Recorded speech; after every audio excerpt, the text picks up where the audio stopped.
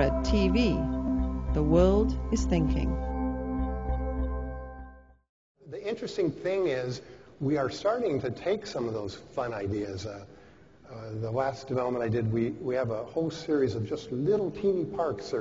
They're 5,000 square feet. They're less than a big house.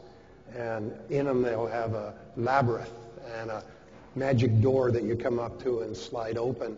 And we're starting to use electronics in our communities more in the recreation side, where you can come in and still exercise, the Wii games and so forth. Those kinds of things are starting to come in. And there's truly a need to start thinking about this. We got 300 million people in this country. They play in computers and they live in cities, and that blending is a great market, I think, that you're missing.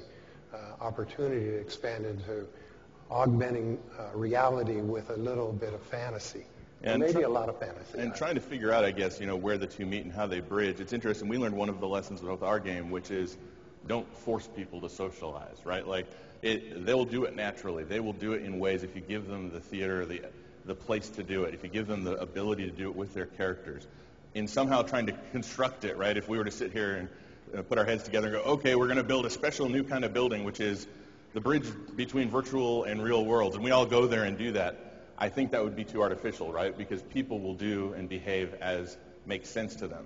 And it's not, I think, as clear to them yet where their cultural lines stop, right? I'm in the real world, I go to church, then I go home and I play, an online game, and I'm in a church, right? So where's the context and where's the confusion? I think the rule of the day there is keep putting cool or interesting things for people to do, probably in both spaces, and then see where those blend together when people use them, rather than trying to, I think, predict and, make an artificial construct. One of the little tricks that we use when we're designing a park or a square in a city is that we don't put the sidewalks in day one through the highly trafficked areas.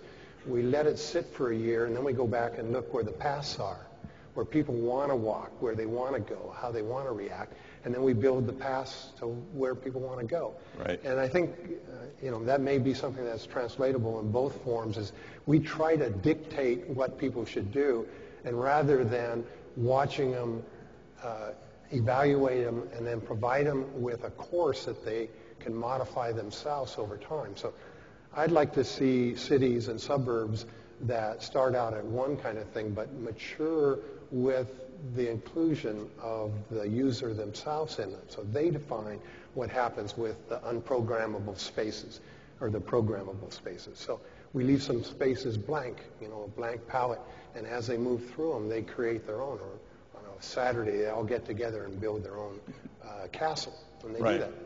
Well, I think, the Holy Grail, at least for as long as people have been building virtual worlds, has always been the Uber world, the place where I can build the house, walk my dog, get on my dragon, go to the dungeon, beat it up, imagine my own terrain, become master of the universe. But I think just from a sheer production and focus standpoint, it's going to be impossible for any one game to deliver anything, right? In much the same way that there's probably no way one building can actually serve all purposes. For us, I think DC Universe Online, plus the social networking stuff, plus the blogs and the awareness of the meta community, all of those things are all parts, and I don't think that the planning, I guess, isn't just limited to me. I'm going to build a world, but it's going to be one neighborhood within this much larger space. And I think, honestly, I don't know that it's going to be we already know we can't plan the internet, right? I don't think that the world that people will then live more in virtually is going to be a place that necessarily we can put the sidewalks, but I think, like you said, if we give them the tools, the ways to connect it in a way that makes sense. So I move from my game to my friends list to my community, and I share all of that, and that becomes something coherent to me and a place I find familiar. Maybe then it's turning it over to the players of the users and giving them the ability, like you said, to connect the different parts of their existence.